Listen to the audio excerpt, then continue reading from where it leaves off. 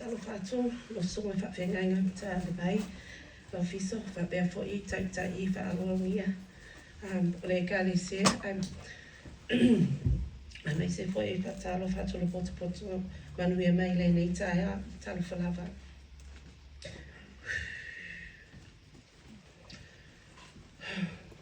O a o Karina na whatali. Ia whiwhine o olo ali I uni na whatali, samaringo ulo tofanga. Ma le pine le nei Samata, samaringo ulo tangamono. O a olo na tolo le whanau. E mua na whatali. Oh yeah, na whatali. There, a so atula ia Malo so te ria. O tama whaira I o matua sa whangau Samoa, sa Dr. Makoma I umana I Samoa, I le tasia wheli I vesela rovos whonga iwa. E sola ia wau, followed by, sola ia o tongangi laiti o Clem, mama ke pito lai titi. O au le nei, e rei sauli, that le so moli mamu so tina pele. Facing a busy, they say me, it am very no no fully. Mama fa farina upu o le nei moli mau. Ai betai, la tamo fai atu. Ai malulu atu, wale hafa aperta dia atu lo moli mau. Ina mawhai ona whatso whai leo upu, mama whauwhonga e tau mo so tina. E tau fo I mo nisi o tātou whatasi mai le nei tai au, e le malama lama I le ngangana Samoa. Talo whalawa. Everyone, and to repeat in English, is just greetings to our Reverend, Mata Lebai Lofiso, and our respected leaders who are guiding our service this morning. But also to everyone who have gathered here safely this morning for our service, for our final service, for our mum. I am Karina Nafatali, daughter of Oloali'i Unita Nafatali from the village of Lotofanga. And this woman here is my mother, Samata Nafatali, who is from the Nu'u of Dangramanono. I am the third child of 5. Naftali is the oldest, followed by my sister Soteria, who was adopted by my parents in Samoa as an infant, and we all travelled to New Zealand in 1969 plus 3. Followed came my 2 younger brothers, Clem and Mark. Clem and the late Mark. I know what you're thinking, Clem is younger than me. Yes, he is, I know. Since my mum's passing, it has been hard. Between the sadness and the busyness, I haven't had much time to stop and think properly and clearly, think of my words for my mum's tribute. So please be with me as I muddle my way through my thoughts, my words, but particularly through my emotions. So there may be a bit of me going rogue because I haven't fully prepared. But in here I have. So I'm going to start with the proverb. Now this proverb is part of my conclusion for my dissertation for my masters. O le tale tangata a loo tuina ei le manao I loa ma le whaamanuianga. The story given to a person carries the desire, knowledge, and the blessings. This is the proverb I chose for concluding my chapter, my dissertation for my Masters of Indigenous Studies degree. This paper, although about Pacific education, is how we as educators can better support our future learners. It was inspired by the sacrifices of my parents coming to New Zealand to give us children a better education and opportunities in life. But not just for us, for our children and their children and the children to come. So with this muli mau, with this tribute, it is about acknowledgement. It's about thanks, not only just for my mum, but also for my dad. Together, the desire, the knowledge, and the blessings that they have given us. that they have bestowed on us as children and for our future generations. The desire, the driving force of Mum's actions are based on her values of care, alofa, respect and faith.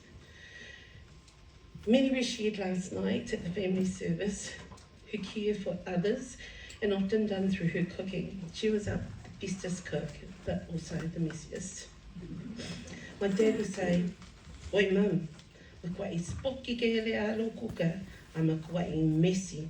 E ume akole kei me ka penga elo messy, I le kuka lo me ai."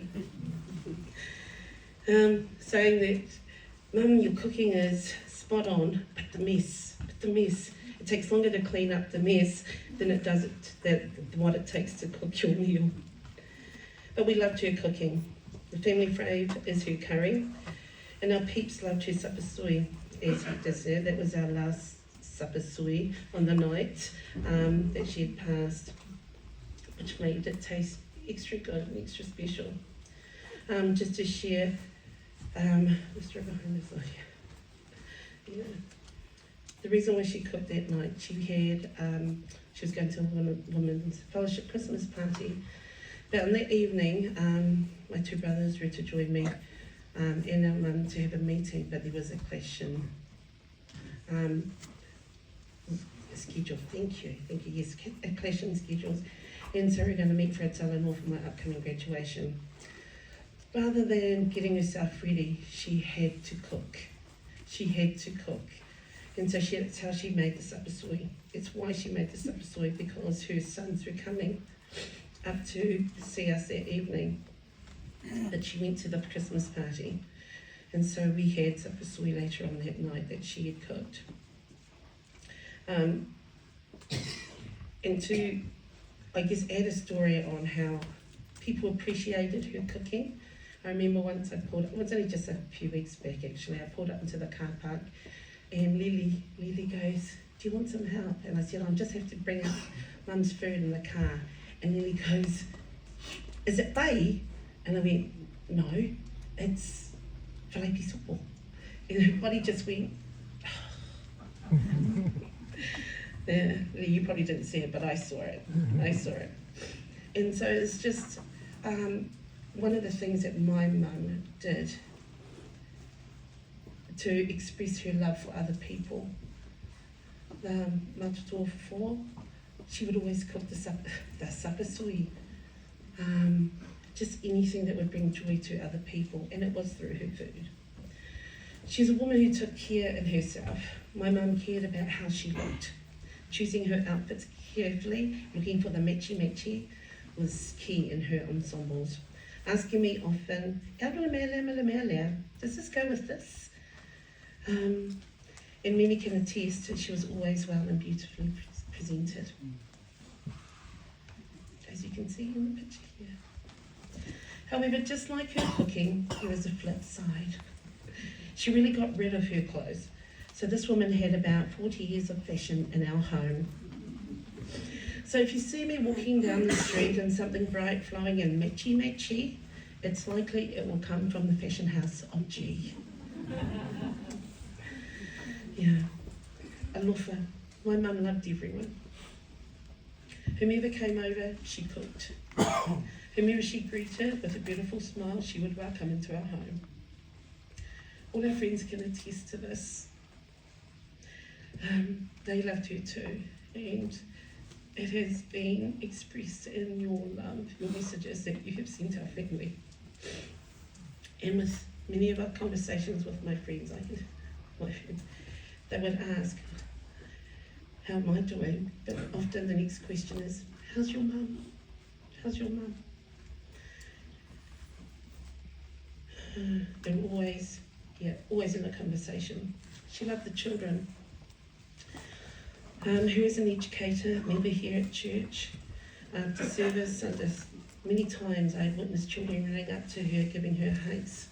I used to think, "Oh, cute," and it was cute, and it was good. She loved the children. And so all the kids would run up to her, and inside her bag she would have chocolates to give out to the children. It was one of her things that she would fill her bag with treats so she can share with the children. She did it purposely. And in this moment, I do want to thank the children, young people of our local, who looked after my mum, who cared for my mum. When I came to church and then I went off and she stayed at Kongai, it is you that looked after my mum. When I come to pick her up, it is you who guide her up to church, help her into the car and bring all our pots and so forth into the car. So thank you for loving and caring for my mum. It was said last night, my mum is a staunch leader. She is a staunch leader. This comes with love and care to advocate for our children, our young families, our elders, for everyone. Our parents knew hardship. And much of the actions and words in whānau and tangata was to lessen the load on our future generations, to do things properly and do things well. This was the way of service.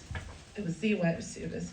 It may have come across blunt at times, but it came from a place of passion and alofa and care. We talked about this a lot. And part of the conversation that we would have is that Mum, you're in a place of influence. This was her tautua, her service, to speak for those who may not be heard, but also share knowledge in order for others to grow and learn. And it's this knowledge that we are grateful for. We have learnt so much in her lifetime and in our lifetime.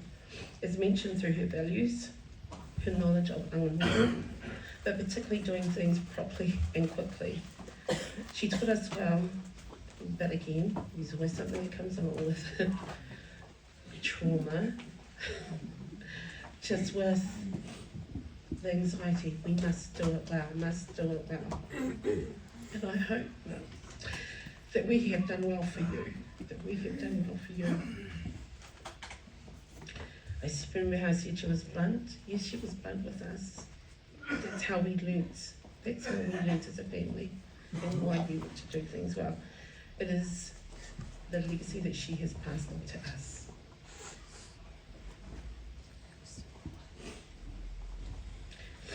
She also taught us about the knowledge of our families.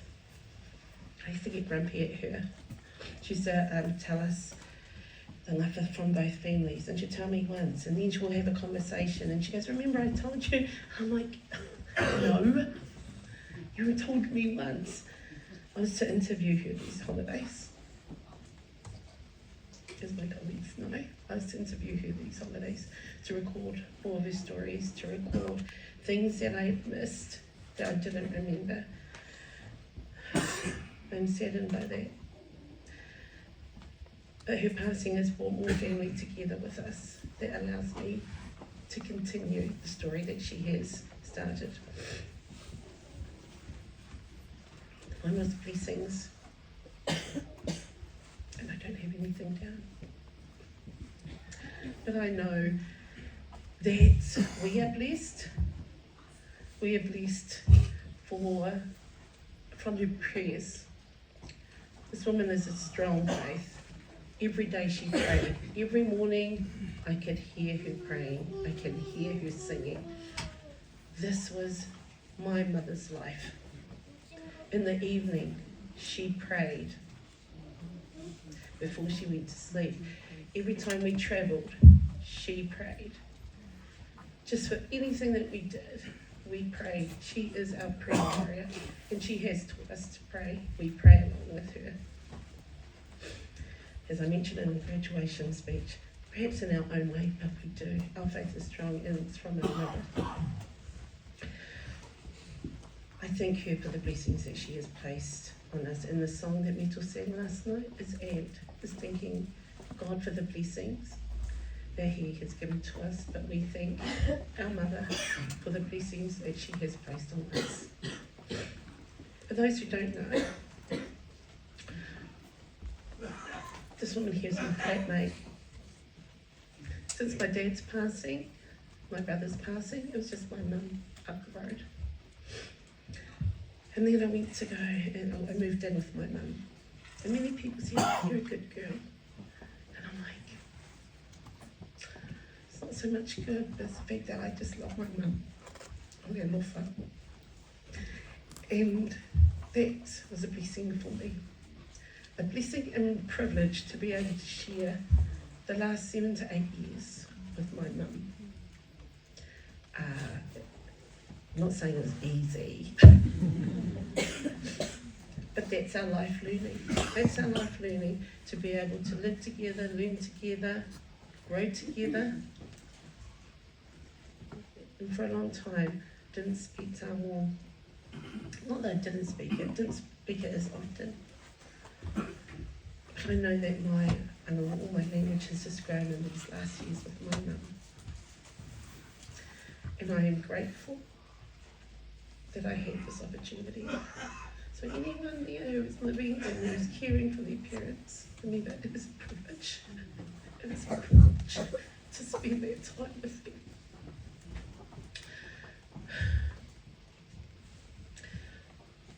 The reason we came to New Zealand in 1969 was about education. And when I got my first degree, my arts degree, my dad said to me, so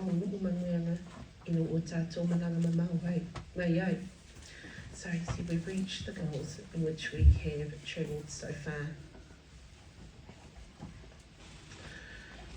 So tūnoa te lilo pele mele mo vawe ala koe lumo kua. Ua loa wāmunga e mimika le koe inga ua moala o masters. A whaile mele we ala koe, we mimika mai langua, ka nguka ko manguianga. Ia, ke le. Malanga aku, ano whakila te, me mark. Waka ko community o maawe e uka. I lunga mai kako maalingangi. Apawa mama kai ke lea mo mea uma. Whana mangalo mai ni o se se. Nei loa ko ki halova. Ki mai, si tika pele. Nata tai lava.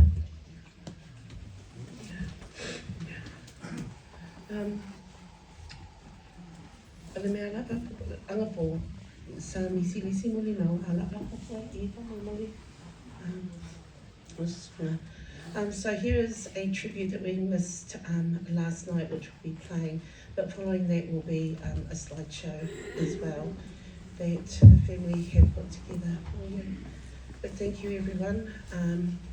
Just for the final part, just realised I said it in Samoa, but for to translate in English is that when I got my first degree, my dad said, we've gotten there, we've achieved what it is.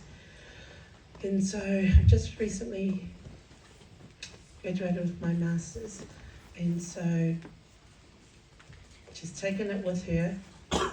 And so if this is the reason why she's left to go show off my certificate, my degree, then so be it. I am happy she is with my dad, with my mum, and our heavenly dad, and my brother, and our heavenly Father. That's what brings us joy. That makes us happy as a family. We know that. What makes us sad is that down here, we don't have our relationship on earth, but we know we will meet again. And we know malanga mum. So true, isn't it?